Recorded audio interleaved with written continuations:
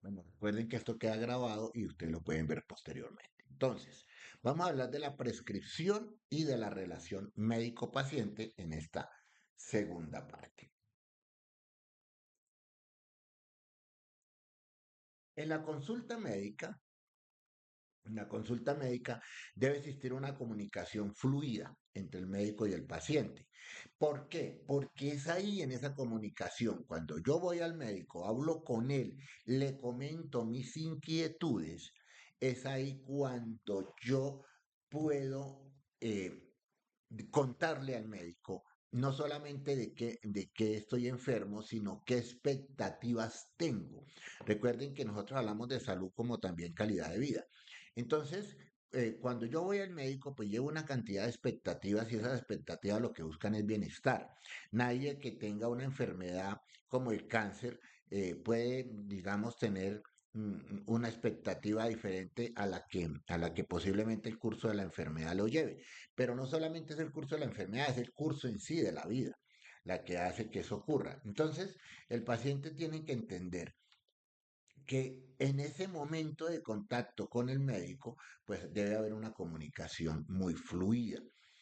Sin embargo, pues no es posible por muchas razones que ya veremos. Ahí en ese momento es donde el médico puede abordar el problema de salud. Para eso hace pues una revisión de la historia clínica, hace unas preguntas que lo lleven hacia determinar las causas, también las consecuencias, pero sobre todo a establecer lo que será el diagnóstico para que el paciente inicie un tratamiento que permita restablecer lo que precisamente tiene falencia. Y es un espacio que debería ser más importante en la resolución de dudas y de preocupaciones del paciente que en el diagnóstico y en la enfermedad en sí, porque son más los temores a los que estamos nosotros expuestos en una consulta médica hay mucha incertidumbre, no sabemos qué va a ocurrir, estamos en manos del médico y en muchos casos traemos información errada que hemos recibido en gran medida por nuestros amigos, nuestros familiares, consultas inadecuadas, redes sociales, bueno, información que no sé consultar en internet. Y bueno, todo esto hace que las preocupaciones hagan que no pueda haber una comunicación fluida entre médico y paciente. Hoy vamos a dedicarle un rato bastante hacia cuáles son las limitantes que hay en la comunicación médico-paciente y esto pues que lo expliquen los médicos que son los expertos. ¿Cuál debería ser la razón de ser de una comunicación médico-paciente? Debe ser principalmente que se afiance las relaciones, o sea, que las personas no vean en el médico una persona diferente o superior, sino que vean una persona que le aporta a su salud. O sea, que haya una relación personal que se base en el respeto mutuo, pero también que se base en la posibilidad de ver al otro. El ver al otro es bastante necesario para poder que haya una comunicación entre médico y paciente fluida, porque si el médico no ve en mí a un ser humano, sino que ve una enfermedad, pues se va a limitar solamente a tratar a la enfermedad sin pensar en los diferentes diferencias que puede haber con respecto a mi cultura, con respecto a mis expectativas. Entonces hay que afianzar las relaciones, de eso se trata la comunicación médico-paciente. Debe facilitar el intercambio de información. O sea, debe facilitarse que lo que yo le diga al médico, él me lo pueda realimentar oportunamente y a partir de esa retroalimentación me pueda llevar hacia la comprensión de mi función como parte activa del tratamiento. Muchas veces el paciente cree que es solamente, ahí viene un tema bien complejo porque dicen que es paciente porque tiene paciencia y se toma como un ser pasivo. Y no, el paciente debe ser activo, activo en todo sentido, no solamente en hacer el tratamiento, sino en informar oportunamente sobre el tratamiento. Ese intercambio de información debería ser transparente. Nosotros tenemos bastante complejidad con eso porque no vemos en el médico una persona a mi par, sino que como no lo veo igual, entonces suelo ocultar información, decir otra información, mentir. Yo insisto mucho en mentir porque lo veo frecuentemente con el paciente que es, el paciente con gota es un paciente bastante complejo, porque el paciente con gota sabe que debe tener unos hábitos no diferentes, unos hábitos saludables en los cuales no puede consumir algunos alimentos. Y desafortunadamente ese paciente miente porque consume esos productos y cuando va al médico a seguir con la terapia o porque está enfermo, está de entrada mintiendo al decir que sí cumplía y que fue un poquito lo que comió o cosas de esas. Eso demuestra muchísimo la falta de confianza en el intercambio de información. También la comunicación médico-paciente debe promover la toma de decisiones conjuntas. Los tratamientos no deberían ser una imposición del médico. En nuestro sistema de salud es una imposición del médico. O sea, el médico se dice, se toma así, se hace así. Y pocas veces tengo yo la posibilidad de cuestionar esas decisiones. No quiere decir que las cuestiones para bien o para mal, es que yo debo estar de acuerdo o no de acuerdo con eso. O sea, se debe hacer lo que se llama las decisiones conjuntas. Eh, y hay que favorecer la adopción de consultas. La mayoría de las enfermedades que nosotros sufrimos tienen que estar unidas a condiciones de calidad de vida. ¿Por qué condiciones de calidad de vida? Porque si por alguna razón, en algún momento de la vida, o por el lugar donde nací, o por el lugar donde me encuentro, o por las situaciones que me han llevado a una vida diferente, eh, se me altera mi bienestar, pues hay que adoptar de nuevo unas conductas. Insisto mucho en que el sistema educativo puede contribuir bastante con eso. Siempre digo que el profesor más importante del colegio, que nos dicen que es el de matemáticas o el de química o el de física, no, nos enseñan a hacer, a tener unas herramientas de abstractas de conocimiento, pero dejamos de lado a un profesor que es muy importante, que es el profesor de educación física. Y ese profesor de educación física, que se llama Educación Física y Salud, por cierto, él, él es quien me debería de enseñar a cuidar mi cuerpo y a permanecer de eso en la vida. Y no se hace por muchísimas razones. Prácticamente el único deporte que hacemos de manera activa es cuando estamos en el colegio. Ya después muy pocos pueden seguir con una rutina de deporte. Muchos lo justificamos en el trabajo, en el horario, en la vida. Y eso ocurre es porque no tuvimos de base la adopción de conductas. Si lo hubiéramos tenido, hubiéramos seguido con procesos fáciles como caminar. Por eso se nos hace un poco extraño que los médicos nos manden a caminar, nos manden a tomar agua, nos manden a dormir mejor, precisamente porque muchas de esas conductas o no las aprendimos o las dejamos de utilizar y tenemos que volver a adoptarlas. Miren lo importante que es la comunicación con el médico y ayudar a gestionar las expectativas. Lo más complejo de los temas de salud es el manejo de las expectativas. ¿Por qué? Porque las personas no saben lo que está ocurriendo y esperan o deberían de esperar un acompañamiento que gestionara esas expectativas para saber hacia dónde va. Cuando un paciente, y esto lo miraríamos mañana, cuando un paciente, por ejemplo, es terminal, ¿cómo se afronta la verdad? De un paciente de eso. Y lo haremos sobre un texto de Sabater que es un filósofo que tiene varios conceptos y que nos ayudaría un poco a entender ese tema sobre la ética. Al médico se le pide que mejore la habilidad de comunicación. Esto es bien interesante porque los médicos se daba por hecho hasta finales de la década de los 90, de 1990, se daba por hecho que esto no era importante. Los médicos, de hecho, pensaban que era una pérdida de tiempo aprender habilidades de comunicación. Se creía que era una habilidad personal.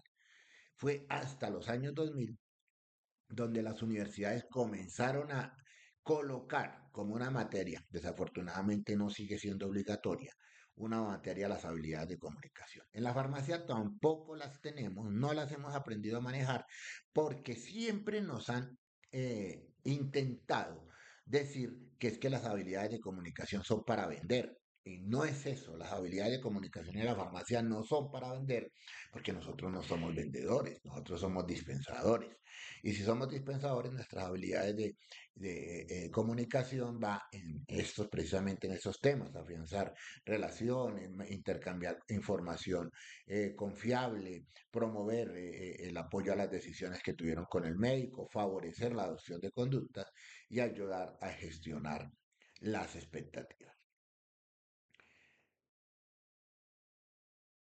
Como dije, pues este es un tema que lo tienen que hablar los médicos, pero sí podemos entender algunos elementos. Como sabemos, la comunicación con el médico no es buena, no es una comunicación fluida. Nosotros tenemos muchos elementos que hacen que no sea una fácil comunicación. Debería serla porque yo soy el paciente y él es el médico. Le estoy confiando en sus conocimientos, en su experticia. Estoy confiando en mi salud. Pero existen muchas razones para que no escuchemos al médico. Una, el nivel sociocultural y económico. Social, cultural y económico. ¿Por qué? ¿Quién puede ser médico en Colombia? Uno diría que cualquier persona. De hecho, nosotros tenemos la profesión de la medicina unida como a la excelencia. Es como si ser médico fuera más importante que ser incluso otras profesiones como la nuestra. O sea, ¿quién llega a ser médico? El diferente, el muy iluminado. Esa es la idea que tenemos. Y que la misma cultura, el mismo modelo educativo lo ha vendido, ¿no? ¿Quién puede estudiar medicina? Alguien con dinero. ¿Quién puede entrar a una universidad pública a estudiar medicina? Alguien muy inteligente. Entonces tenemos como una diferencia social bastante marcada con respecto al médico. También cultural, porque en nuestra cultura no es común que el médico sea cercano, que el médico esté acompañándonos todo el tiempo, no es común. De hecho, los médicos no viven donde yo vivo. El médico que le toca el año rural va castigado, por decirlo así, y muy pocos se quedan realmente en las comunidades. Entonces, pues esto causa una diferencia cultural enorme, porque las personas no ven en el médico un funcionario de salud cercano que debería serlo. En algunos otros países sí el médico es mucho más cercano. Existen varios países donde el médico debe ir a la casa del paciente, debe acompañarlo, debe estar pendiente en su casa, en su comunidad. Nosotros solamente vemos al médico cuando estamos enfermos o en brigadas de salud. Muy poco tenemos comunicación con él. Y en lo económico, porque primero estudiar medicina pues se requiere dinero y segundo, ir al médico que equivale a dinero. Y así está en el CISBEN, porque ir al médico implica un tiempo invertido que posiblemente es un tiempo que yo necesito para producir los bienes básicos de mi consumo. Entonces, la comunicación parte de que estoy comunicándome con alguien al cual no le tengo, no está como en el nivel que debería estar, que es cerca a las personas. El acceso también es un factor que incide mucho, principalmente por la dificultad para el acceso que tenemos en nuestro sistema de salud cada vez más difícil, en gran medida por la tecnología, ¿no? Los médicos se fueron ubicando, las clínicas se fueron ubicando lejos de los lugares donde las personas viven. Y esto es malo, malo porque precisamente se trata de que los médicos vayan donde están los enfermos y no los enfermos donde el médico, pero el acceso pues forma parte como de nuestra estructura, que ahí hay una gran deficiencia. El tiempo indicado por la entidad para la atención médica, que en Colombia en promedio son 20 minutos, pues no es un tiempo adecuado para yo escuchar a las personas y poder con ellos establecer un diagnóstico. Hay falta de información confiable por parte del paciente. Muchas veces el paciente llega con información errada, información que le dio la vecina, información que buscó en internet, con información que recibió por las redes sociales y pues hace que no exista un tiempo con el médico para poder dialogar sobre esas expectativas que yo recibo. Y la otra es la falta de confianza para temas que son de tabú. Muchos de los temas que nos consultan a nosotros en la farmacia son temas de tabú para decirlos con el médico. Voy a poner un caso concreto de eso, los piojos, por ejemplo. Una pediculosis puede llegar a ser altamente, puede afectar epidemiológicamente comunidades complejas. La aparición de los piojos puede afectar a los niños. Eso es un parásito, pero muy pocas personas irían al médico por piojos.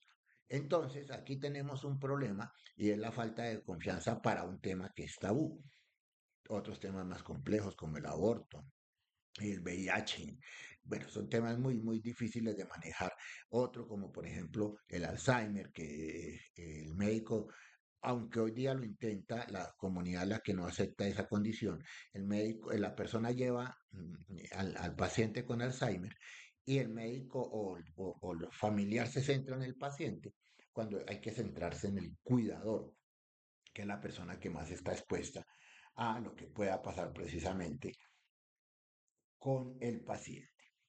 Bueno, aquí les voy a compartir un video para que lo revisemos, para que lo observemos, y es precisamente los consejos que dan sobre cómo lidiar en situaciones difíciles en la comunicación médico-paciente. Esto es bien interesante porque es desde la visión del médico.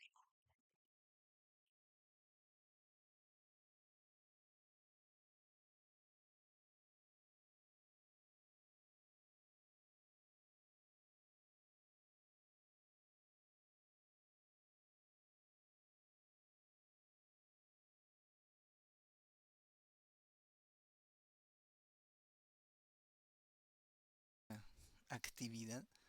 El día de hoy vamos a comentar algunos aspectos importantes como pues a manera de consejo para poder enfrentar situaciones difíciles, sobre todo cuando nos corresponde interactuar con pacientes, dado que como cualquier interacción humana, estas situaciones pueden representar un reto importante y tener pues obstáculos que nacen precisamente de las mismas contradicciones que pueden surgir. Precisamente es pues a través de los malos entendidos que se dan, que se pues dificultan estas interacciones. Aunque en principio esa no sea nuestra intención. Contar con buenas habilidades de comunicación y ser capaces de escuchar al paciente son situaciones esenciales en cualquier consulta médica, pero sobre todo cuando existen situaciones que presenten más riesgo de volverse dificultosas. ¿De dónde surgen precisamente estas situaciones de dificultad? Lo primero es que hay que tener en cuenta que pueden surgir de parte del médico. Por ejemplo, si uno se toma la atribución de dar noticias malas e inadecuadas, diagnósticos difíciles, noticias de complicaciones o incluso de muertes en un entorno inapropiado, en un corredor o a la carrera, a la prisa, dar este tipo de noticias sin mostrar ningún tipo de empatía o sin contar con un soporte adecuado, es decir, con la oportunidad de tener consejería o alguna abordaje por personal de colaboración para que a los pacientes o a los familiares de los pacientes se les pueda volver un poquito menos difícil el procesamiento de estas malas noticias o de la información que uno les proporcione. Cuando uno utiliza también un lenguaje no verbal inadecuado, es decir, si uno va a dar una noticia mala y pues se está riendo o estamos en un servicio donde hay pacientes complicados y se escuchan risas ahí de todo el mundo, pues el paciente muchas veces no lo va a tomar a bien, o la familia que esté de visita, por ejemplo. Pueden interpretarlo como pues una especie de actitud de menosprecio o de menoscabo a la dignidad de los pacientes como personas, como seres humanos. Cuando uno utiliza también un lenguaje muy técnico o difícil de entender, en ocasiones, sobre todo si uno no se siente con la capacidad o la experiencia suficiente de poder abordar temas difíciles, uno recurre a estas situaciones y puede ser que esto pues dificulte aún más al paciente el procesamiento de la información. cuando uno da este tipo de diagnósticos difíciles, raros o noticias de complicaciones, debe procurar utilizar un lenguaje que al paciente le resulte fácilmente comprensible. Porque si no, pues al final el paciente interpreta esto también como una situación de poca accesibilidad y puede dificultar su reacción a los procesos. Incluso muchas veces, aunque uno lo trate de explicar con palabras no muy técnicas, sino en lenguaje comprensible, pues a veces el paciente está tratando de procesar tanta información que se le va dificultando e inclusive en algunas ocasiones puede interpretarlo de forma contraria a lo que uno le está tratando de explicar. También existen factores propios del paciente. Por ejemplo, en casos en los que los pacientes, y eso se da cada vez más, en la actualidad cuando los pacientes investigan, entre comillas, previamente a la consulta o cuando uno les va a dar el resultado o ellos le echan un ojito ahí a los resultados, a los informes de procedimientos diagnósticos de imagen, por ejemplo, y ven que tienen los rangos fuera de los resultados fuera de rango y todo, empiezan a tratar de investigar por su cuenta y a procesar esa información, pero la verdad es que muchas veces les genera más ansiedad y más dudas. Entonces la labor de uno como médico es tratar de ayudarlos a primero a calmarse, a manejar menos ansiedad y hacerles ver pues realmente el significado de la interpretación correcta de los resultados.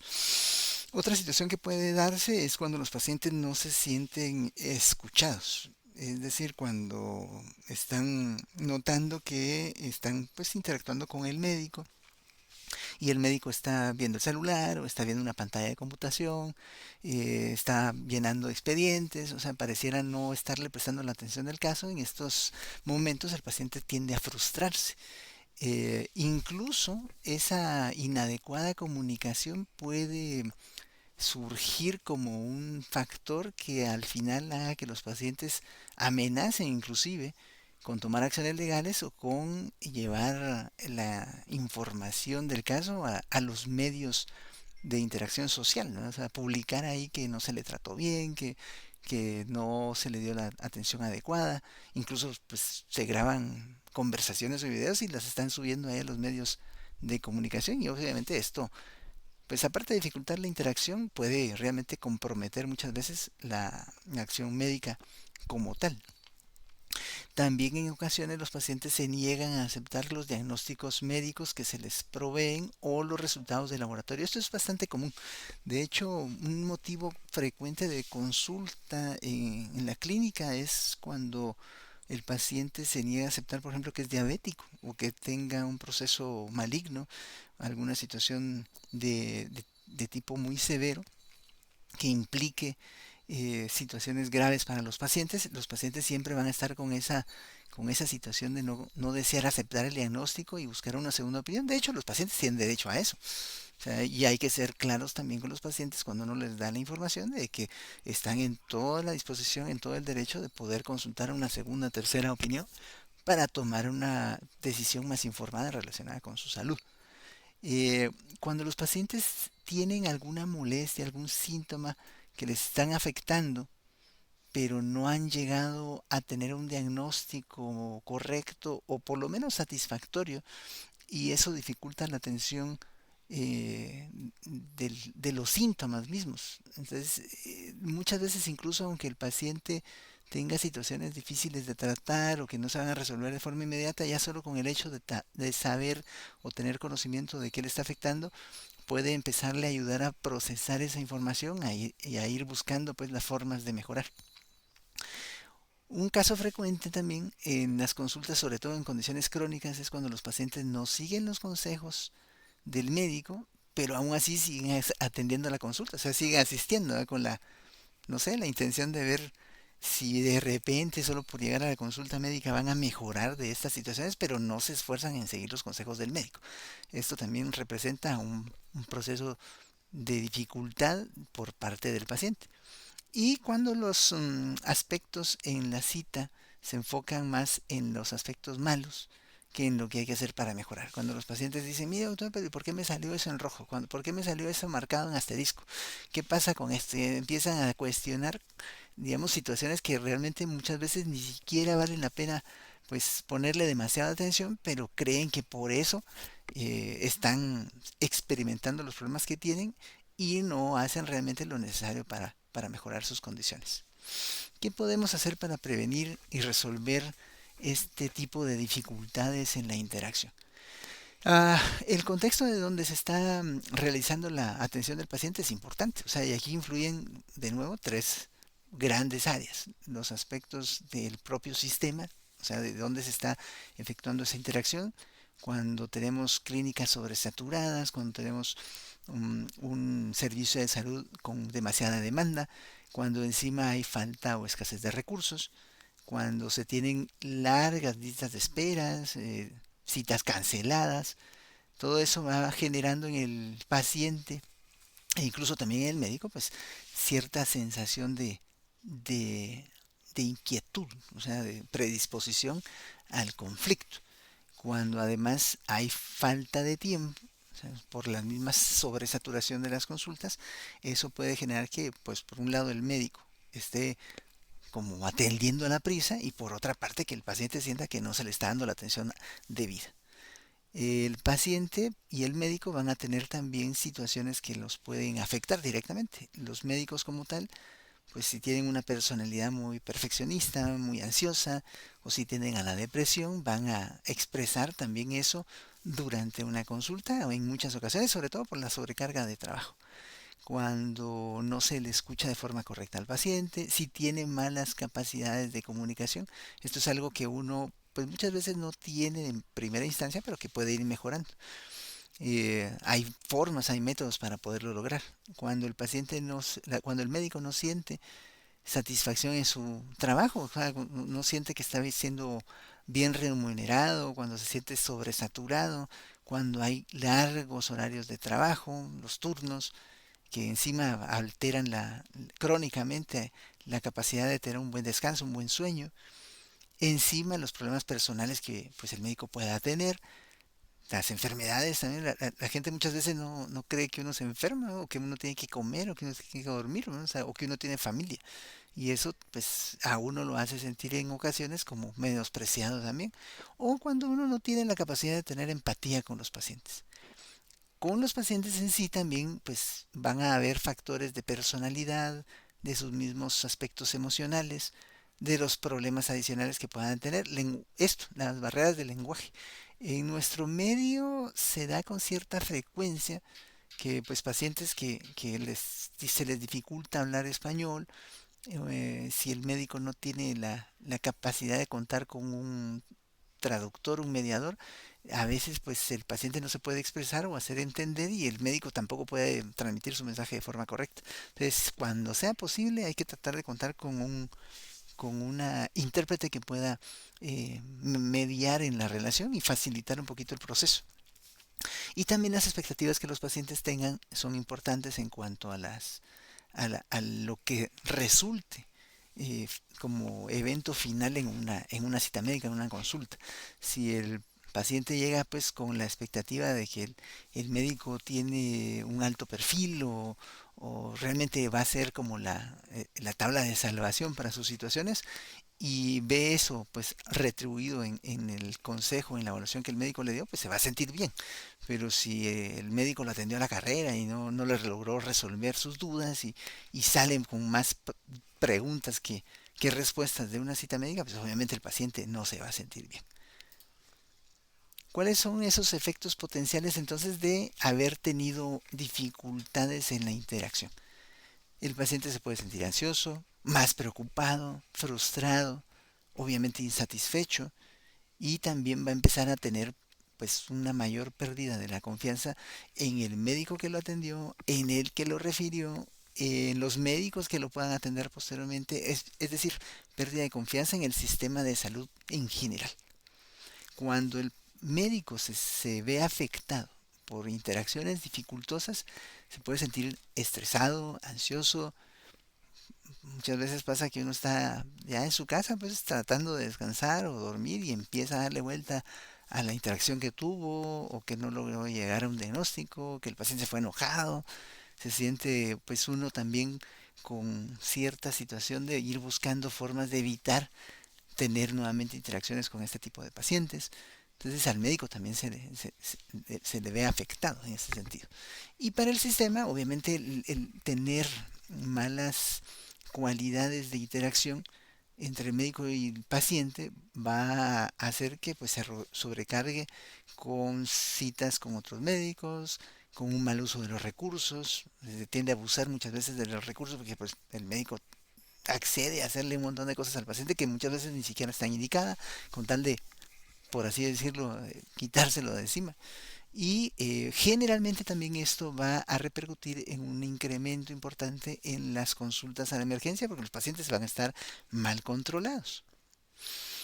¿Cómo podemos ir llegando pues a resolver esto? No es fácil, obviamente no es fácil, no es sencillo, requiere mucha experiencia, requiere que el médico vaya desarrollando cualidades que le permitan mejorar esa interacción, pero podemos empezar por algunas situaciones. Por ejemplo, planificar la interacción. Si yo sé que voy a tener un paciente que llega por primera vez con un cuadro complicado, si tengo la oportunidad de revisar el expediente con anterioridad, si debo ir tomando en cuenta ciertos factores y eso me permite planificar mejor la interacción que voy a tener, pasando por el discurso que voy a tener con mi paciente, qué tipo de terminología voy a usar, voy entonces adelantando el mensaje que le quiero transmitir a mi paciente. También es importante en esa planificación procurar no minimizar las dificultades que podamos encontrar, o sea, si va a ser necesario hacer procedimientos, si el paciente va a experimentar algún tipo de evento secundario o puede hacerlo, o sea, todo eso no hay que minimizarlo, hay que de hecho darle su adecuada dimensión. Siempre tomar en cuenta a la familia, sobre todo en situaciones de diagnóstico, de situaciones difíciles, porque la familia va a ser precisamente parte de ese soporte, de ese apoyo para el paciente y tener un entorno adecuado, o sea, atender al paciente no en un corredor o en un lugar donde hay demasiadas personas alrededor, sino en un entorno que permita tener privacidad y la confianza necesaria del médico hacia el paciente y del paciente hacia el médico. Siempre hay que prestar atención a la comunicación no verbal, o sea, tengo que ver a mi paciente a los ojos, que sienta que le estoy poniendo atención, darle también el valor con mis gestos a lo que me está expresando, no lucir como que estoy a la carrera, no estar de ver el reloj y voltear a ver para otro lado, el celular, o sea, tengo que hacer sentir a mi paciente que está siendo escuchado y además pues proveerle al paciente de maneras de poder acceder a preguntar después, o sea, porque los pacientes muchas veces, y eso es bien frecuente, cuando salen de la consulta, incluso si uno les pregunta si tienen alguna duda, dicen pues todo está bien, todo está claro, o expresan sus preguntas y salen en teoría satisfechos. Pero cuando llegan a la casa, cuando llegan a la farmacia, cuando pasan 2, 3 días, o sea, el paciente de repente se recuerda de una duda, una pregunta que tenía, o le surgen dudas. Entonces uno les debe proveer de alguna manera de poderse comunicar, pues para acceder a la información y el soporte necesario de parte de uno como médico. Es decir, extender puentes que faciliten la comunicación es importante para ir haciendo crecer y madurar esa relación médico-paciente. Siempre hay que mantener o procurar mantener la información de manera simple, sin buscar simplificar demasiado. Sí hay que darle al paciente un mensaje, digamos, claro, directo y contundente de qué es lo que tiene, cuál es el plan, qué es lo que se persigue, cómo se va a controlar o monitorear y a mediano y largo plazo cuáles son las metas que vamos a tener. Si uno tiene un caso difícil, es siempre importante comentar el caso con colegas de confianza. Y es decir, también no tener la actitud de que yo lo sé todo y entonces lo voy a poder manejar, sino que poder referir o contrarreferir a pacientes con colegas expertos en sus respectivas áreas que le den a uno también un mayor soporte en las conductas que está adoptando. Si es posible, y sobre todo en condiciones crónicas y desgastantes, cáncer, enfermedades crónicas, infecciosas, todas estas situaciones, es importante contar con un soporte emocional correcto. Esto a veces no se puede hacer en las clínicas, sobre todo en las clínicas particulares, pero si es necesario hay que sugerir al paciente buscar ayuda psicológica, a la familia también. Si estamos en un entorno hospitalario, pues en los hospitales, eh, digamos, de referencia generalmente hay áreas de atención de salud mental y psiquiatría, psicología, que pueden facilitar pues esa parte de soporte emocional. Hay que procurar enfocarse siempre más en las soluciones o posibles formas de mejorar que en los mismos problemas como tal. O sea, hay que brindar esa especie de esperanza a los pacientes de lo que pueden hacer para estar mejor.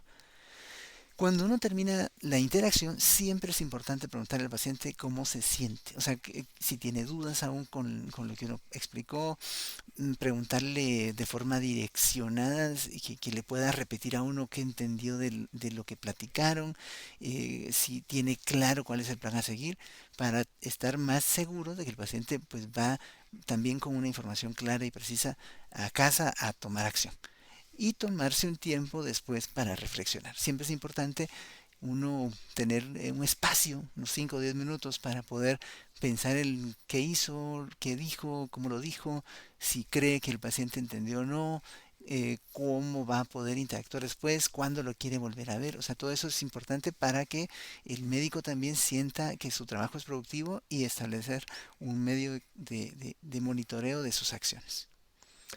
Aquí les presento rápidamente algunas lecturas que pueden ustedes buscar de forma también complementaria a lo que estamos platicando el día de hoy. Y pues, de hecho, los exhorto a buscar más conocimiento en estas áreas para poder establecer maneras que les ayuden a ustedes como médicos a mejorar sus interacciones médico-paciente y reducir la.